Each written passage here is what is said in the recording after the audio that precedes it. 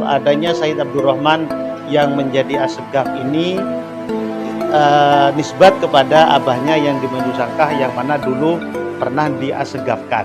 Hal yang sangat aneh ya. Andai saja benar Said Abdurrahman bin Said Husain ini Assegaf, tapi apa iya ke atasnya Raden Maktum Ibrahim? Berarti Sunan Bonang Assegaf dong. Assalamualaikum warahmatullahi wabarakatuh. Salam jumpa, salam sejahtera untuk Anda semua. Salam persaudaraan dari kami Arus 9 Channel. Saudara-saudaraku, kembali saya menyapa Anda dan tak bosan saya mengucapkan terima kasih atas respon positif Anda terhadap konten-konten kami. Dan juga tak bosan saya mohon maaf jika tidak semua komentar sempat kami berikan balasan. Semoga menjadi pahala jikalau memang komentarnya merupakan sesuatu yang konstruktif, masukan yang baik buat kami dan pencerahan bagi yang lain. Sahabat-sahabatku, belum lama ini kami mengulas tentang pencopotan prasasti makam yang bertuliskan Sayyid Abdurrahman bin Sayyid Husain Assegaf bin R. Maktum Ibrahim atau Sunan Bonang yang berada di daerah atau di desa Bire, Kecamatan Sokobanah, Kabupaten Sampang, Madura, Jawa Timur. Bersamaan dengan waktu tersebut, yakni pada tanggal 29 malam di Ngayogyakarta Hadiningrat, keluarga besar dari Hamengkubuanan serta dari Ki Ageng Wonokrio serta Kanjeng Raden Tumenggung Jayaningrat menggelar haul Kanjeng Raden Tumenggung Sumu Didingrat di pesarian atau komplek makam raja-raja atau pendiri Kerajaan Mataram Islam Kota Gede, Ngayogyakarta.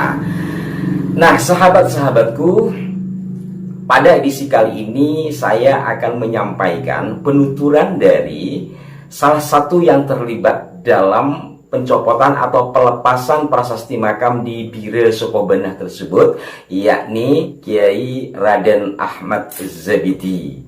Hal ini penting kami sampaikan mengingat ada juga yang bertanya bagaimana kronologi dari peristiwa tersebut, bagaimana bisa terjadi pengasegafan tersebut. Ya, saya juga teringat Sokobanah ya. Sokobanah itu wilayah kami dulu di Kabupaten Sampang di saat saya bersama para kiai berada dalam pengurusan Lembaga Pendidikan Ma'arif Pimpinan NU Cabang Sampang pada tahun 90-an ya. Jadi Sokobanah bagi saya bukan daerah yang asing. Kemudian hadir di dalam acara tersebut perwakilan dari Trah atau keluarga besar Pujuk Bire. Nah, pada saat itu juga hadir seorang sejarawan Madura, Mbah Oding. Nama lengkapnya Hidrosin Sabarudin. Pada kesempatan itu juga yang kami ketahui ya, hadir juga kiai dari Batu Ampar. Batu Ampar sudah masuk Pamekasan ya. Walaupun agak perbatasan dengan Kabupaten Sampang, beliau perwakilan dari Pujuk Kosambi. Pujuk Kosambi, saya beberapa kali ke sana ya, ada pengajian dan juga ziarah. Pujuk Kosambi itu nama aslinya adalah Syekh Abdul Manan, dan menurut keterangan beliau Syekh Abdul Manan ini adalah putra dari Syekh Abdurrahman bin Said Husain ini, tapi bukan Assegaf. Nah, Said Husainnya sendiri makamnya tidak berada di Kabupaten Sampang, berada di Kabupaten Bangkalan, wilayah utara, jauh banget dari rumah saya, di daerah Tanjung Bumi ya kalau tidak salah. Nah, bagaimana bisa terjadi seperti itu? Kita langsung saja simak penuturan dari Kiai Raden Ahmad Zabidi.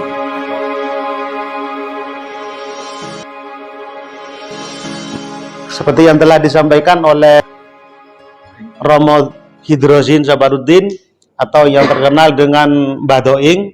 Nah, ini tadi menyampaikan kronologis tentang adanya tambahan marga-marga yang ada yang disemat oleh Sayyid Husain Banyu Sangkah. Kenapa di sini kami hanya membahas Sayyid Husain? Karena menurut info adanya Sayyid Abdurrahman yang menjadi Assegaf ini nisbat kepada abahnya yang di Banyu Sangkah yang mana dulu pernah diasegafkan. Saya hanya menambahi tentang kronologis dari adanya marga Asegaf yang disematkan di Sayyid Husain Banyu Sangkah, sehingga disematkan pula di putranya yang ada di Bira Timur ini, dikarenakan ada salah satu dari keturunan Sayyid Husain Banyu Sangkah itu mendapatkan isbat dari Robito Alawiyah dengan marga Asegaf itu sendiri, sehingga yang mendapatkan isbat ini berkoordinasi dengan Robito Alawiyah untuk mengganti makam Sayyid Husain menjadi Asegaf. Di dalam pemargaan ini sebetulnya nyun sewu, kan kita sudah tahu, mosok orang Madura yang tinggalnya di Tambelengan, ini yang isbat ini kan rumahnya Tambelengan, tinggalnya di Tambelengan, kok bisa mendapatkan marga Asegaf? Sedangkan Asegaf itu datang di Indonesia mulai tahun berapa? Insya Allah semua sudah sama-sama tahu. Kok bisa di sini Sayyid Husain jadi Asegaf? Itu tidak sesuai dengan logika. Logika, ilmu nasab, ilmu logika, ilmu pasti. Jadi semuanya harus sesuai nalar. Kenapa dalam hal ini saya kok mengupas tuntas tentang masalah pemargaan ini yang dilakukan oleh Robito Alawiyah? Karena teman saya cerita sendiri ke saya, beliau pernah sowan ke salah satu tokoh Habib yang sangat masyhur. Beliau ke sana dengan menyampaikan data-datanya ini, dan ternyata padahal beliaunya itu jelas keturunan dari ini, bukan dari Yaman dan lain-lain. Tapi ketika nyampe sana, beliaunya itu teman saya ini, udahlah kamu saya bikinkan buku nasab aja, nanti margamu jadi marga bin Sahil. Orangnya masih hidup. Kalau memang ada yang menyaksikan, monggo saya pertemukan. Nah, dalam hal ini kan sudah jelas adanya pemargaan kayak begini ini sebetulnya termasuk menyalahi aturan dalam ilmu pernasaban. Sebab kita menjadi keturunan siapapun itu adalah sebuah kebanggaan. Adalah sebuah kebanggaan. Dan kita perlu tahu juga bahwasannya mulia di hadapan Allah itu bukan yang nasabnya mulia atau apa, tapi inna akramakum indallahi atqakum, kan begitu. Ini sudah jelas. Jadi bagi orang-orang yang selalu mengagung-agungkan nasab, itu sudah jelas ada celah di balik itu, ada udang di balik itu dan lain-lain. Maka dari itu, untuk langkah kita selanjutnya ialah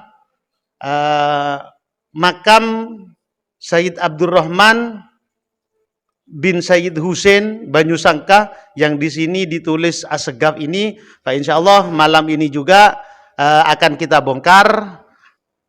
Lagian jika dilanjut ke bawahnya yang bin Magdum Ibrahim ya, bin Magdum Ibrahim itu sudah jelas terlalu bukan dan terlalu jauh generasinya. Jadi sudah kembali lagi ke logika, tidak masuk akal, tidak sesuai logika.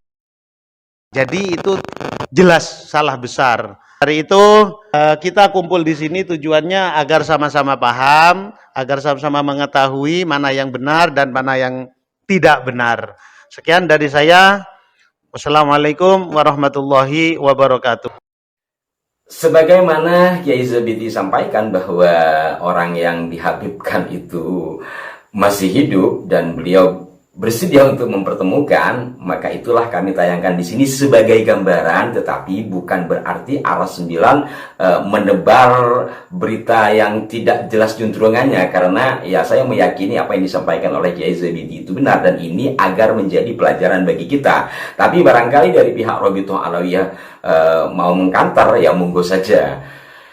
Nah, sahabat-sahabatku sekalian, dari peristiwa yang terjadi di Sukobanah dan juga yang terjadi di daerah Pujuk Banyu Sangkah sebagai ayah dari yang di Sukobanah ini menunjukkan bahwa maraknya upaya-upaya perubahan identitas.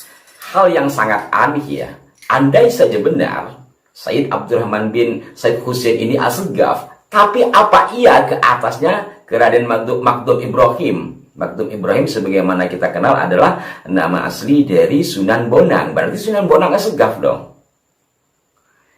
Ini apakah karena pengetahuan sejarah kita yang sangat minim, atau memang karena ketawaduan dari orang-orang kita terhadap kalangan Ba'alwi atau kalangan habaib? Ini menurut hemat saya memang menjadi PR bagi kita semua. Kita tentu tidak boleh membenci siapapun, tetapi mengoreksi seseorang, siapapun dia, jikalau memang ada dasarnya, menurut hemat saya adalah sesuatu yang baik, dan tentu juga itu adalah bagian dari ajaran di agama kita. Hanya saja memang karena doktrin ketika sudah sangat menancap pada diri seseorang, ya salah pun kadang-kala dianggap benar. Kita punya data pun jangan-jangan malah ragu pada data kita sendiri. Dan itu pernah saya alami ya ketika saya mengkritisi Abah Lutfi terkait dengan berdirinya NU versi beliau, yang di situ melibatkan mbah beliau Habib Hasim bin Yahya. Saya tidak temukan datanya, tapi awal-awal ketika saya mau melakukan kritik itu, saya juga ragu. Saya masih nyari buku, saya mencari orang-orang sepuh ya, termasuk diantaranya yang saya datangi adalah Kiai Fadli Bajuri. Fadli Bajuri menurut penuturan beliau dan keluarganya masih keluarga besar atau ponakan dari Syuhana Khalil, dan beliau hidup di masa berdirinya Nahdlatul Ulama. Begitu menurut pengakuan beliau, saat itu beliau sudah berusia 106 tahun ya, 2013. Karena beliau orang yang hidup di masa itu, menurut penuturannya tidak pernah mendengar kisah seperti yang dikisahkan oleh Abah Lutfi. Dan dari beberapa data termasuk buku Babon Sejarah NU, demikian istilah atas buku Perkembangan dan Pertumbuhan NU tulisan dari Kiai Haji Khairul Anam almarhum, maka ya atas dorongan sejumlah kiai juga kemudian saya melakukan kritik. Yang kritik itu saya sampaikan di NU Online 2017. Ini hanya gambaran-gambaran bahwa saya sendiri pernah mengalami seperti itu. Dan alhamdulillah, mudah-mudahan dari apa yang dilakukan oleh PWI Jawa Timur bisa menyadarkan kita semua, dan mohon maaf jika ada kekeliruan, berikan saran yang konstruktif pada kami di kolom komentar. Sampai jumpa. Wassalamualaikum warahmatullahi wabarakatuh.